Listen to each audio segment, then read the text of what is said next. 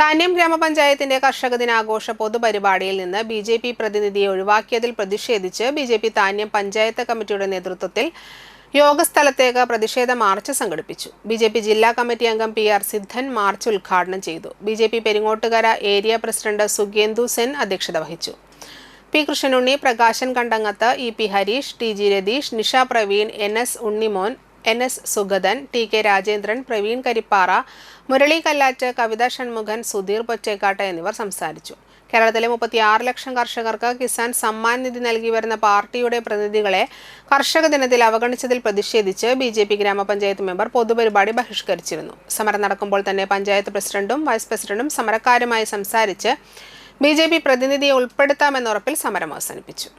ഇവിടുത്തെ രാഷ്ട്രീയ കക്ഷികൾക്ക് അറിവില്ലെങ്കിൽ അതറിയേണ്ട കാലം അതിക്രമിച്ചിരിക്കുന്നു. ഭാരതീയ ജനതാ പാർട്ടി ഐക്യമതത്തെ തുറന്നു വിട്ടിരിക്കുകയാണ്.